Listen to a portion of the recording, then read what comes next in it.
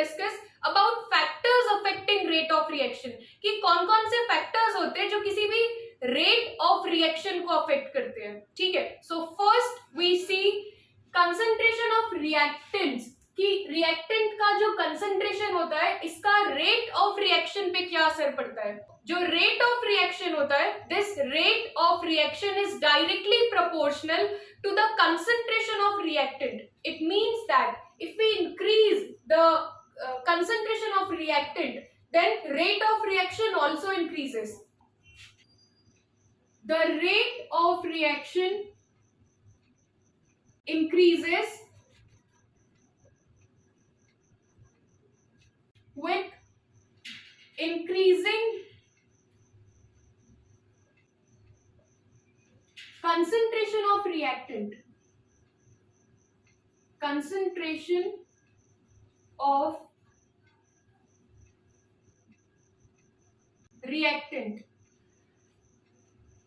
जो rate of reaction होता है, क्योंकि वो डायरेक्टली प्रोपोर्शनल होता है कंसंट्रेशन ऑफ रिएक्टेंट्स के. जैसे जैसे हमारा रिएक्टेंट का कंसंट्रेशन इंक्रीज होगा, वैसे वैसे ही रेट ऑफ रिएक्शन भी क्या होता जाता है, इंक्रीज होता जाता है. So that is the effect of concentration of reactant on rate of reaction. Next is effect of temperature.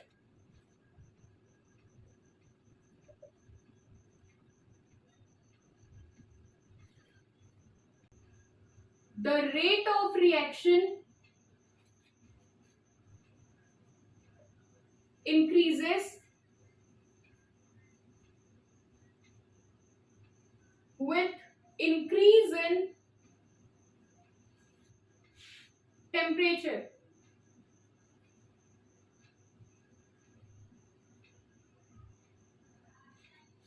तो जैसे जैसे हम लोग टेम्परेचर इंक्रीज करते हैं, वैसे वैसे हमारा जो रेट ऑफ रिएक्शन है वो भी इंक्रीज होता जाता है, क्योंकि जो मॉलिक्यूल्स की काइनेटिक एनर्जी होगी, काइनेटिक एनर्जी अगर मॉलिक्यूल्स की इंक्रीज होगी टेम्परेचर देने की वजह से, तो वहां पर रिएक्शन भी क्या होगा, फास्ट होगा. That's why the effect of temperature on the rate of reaction is directly proportional. If we increase the temperature, then rate of reaction also increases. The next effect which affect the rate of reaction is the effect of catalyst. First we see what are catalysts. जो catalyst होते हैं, they increases the rate of reaction without being consumed in the chemical reaction. So we say that the presence of catalyst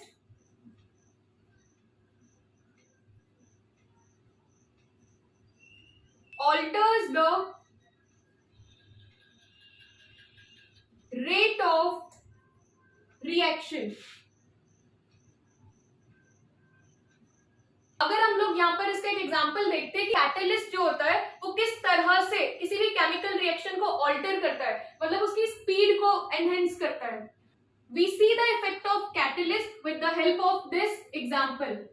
We know that ethyl acetate, it is CH3COO C2H5. जो ethyl acetate होता है, इसका जब हम लोग hydrolysis करते हैं acidic medium में, तब हमको क्या मिलता है, अल्कोहल एंड एसिटिक एसिड हमको मिलता है एज अ प्रोडक्ट. ठीक है, so hydrolysis of ethyl acetate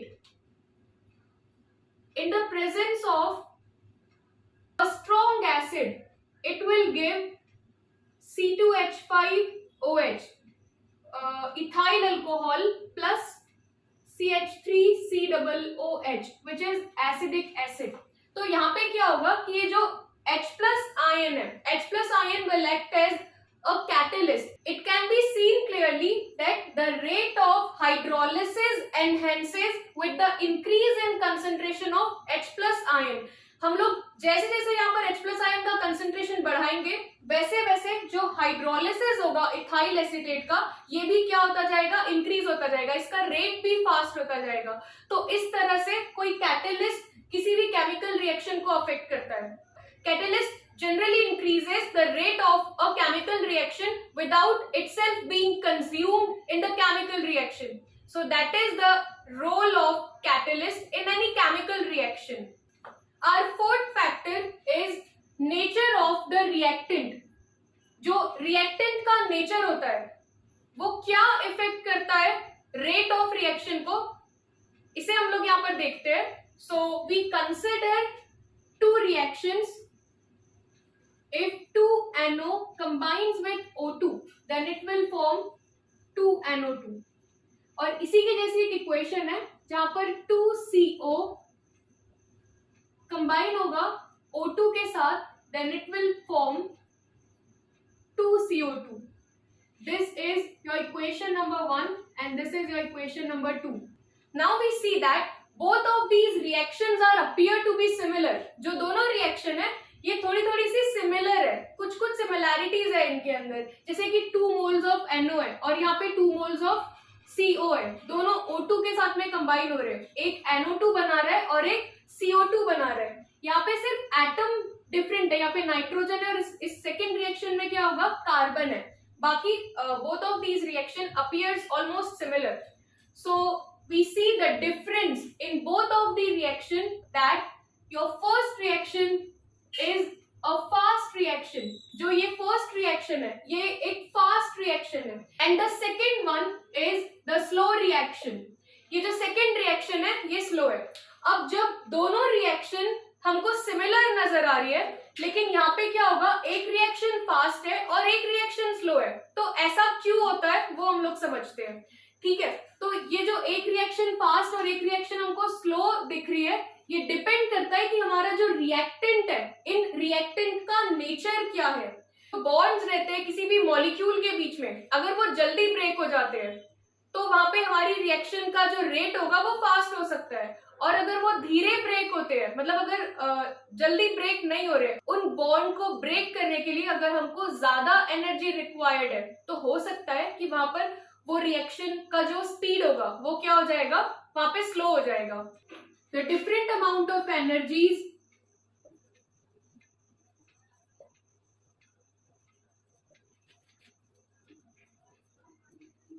are required for breaking of different bonds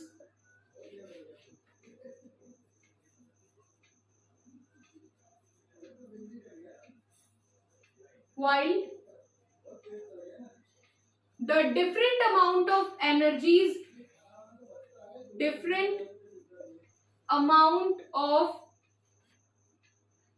energies are released in the formation of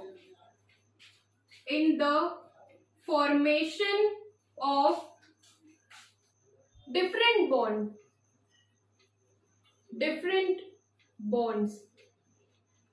क्योंकि जब कभी भी कोई दो एटम के बीच में बॉन्ड बनता है तो वो बॉन्ड की एनर्जीज हमेशा डिफरेंट हो सकती है। जो डिफरेंट टाइप ऑफ बॉन्ड्स होते हैं they require different amount of energy, ठीक है, टू ब्रेक दैट बॉन्ड।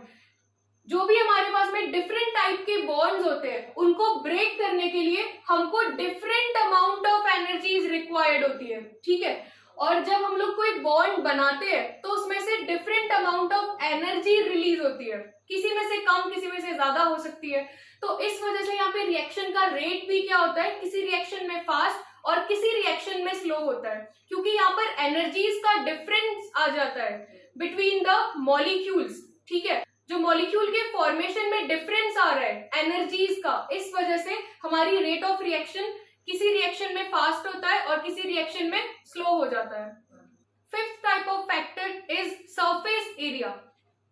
तो सरफेस एरिया ऑफ रिएक्टेंट किस तरह से किसी भी रेट ऑफ रिएक्शन को अफेक्ट कर सकता है, तो यहां पे हम लोग इसको समझते हैं। Smaller the size of the particles of reactants, greater will be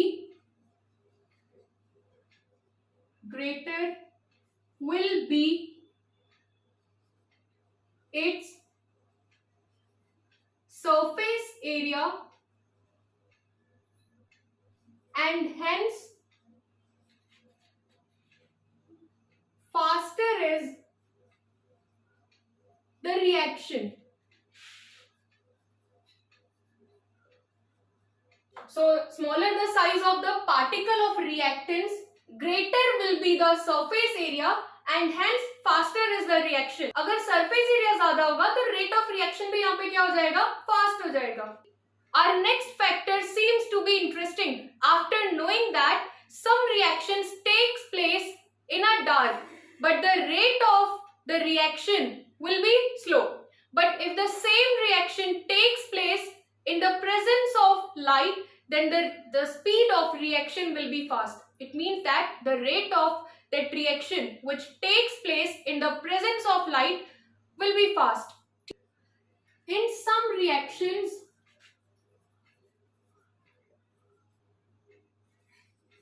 the rate of reaction may be speeded up by the absorption of photons. कुछ रिएक्शन में क्या होता है कि जो रेट ऑफ रिएक्शन होता है वो इंक्रीज हो जाता है. अगर वो रिएक्शन लाइट के प्रेजेंस में हो रही है तो उसका जो रेट ऑफ रिएक्शन होता है वो क्या हो जाता है, इंक्रीज हो जाता है. ठीक है. और इस टाइप की जो रिएक्शंस होती है जो लाइट की प्रेजेंस में फास्ट होने लगती है, such type of reactions are known as photochemical reactions.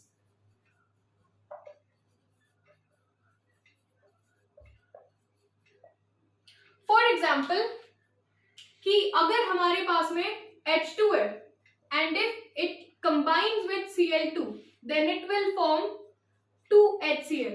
If this reaction takes place in the presence of light then the reaction will be fast. अगर ये रिएक्शन लाइट के प्रेजेंस में होगी तो ये रिएक्शन फास्ट होगी, लेकिन वहीं अगर ये रिएक्शन डार्क में होती है, ठीक है, तो डार्क में होगी तो ये रिएक्शन का जो रेट होगा वो स्लो हो जाएगा. तो ये होता है इफेक्ट किसी भी लाइट का केमिकल रिएक्शन पे.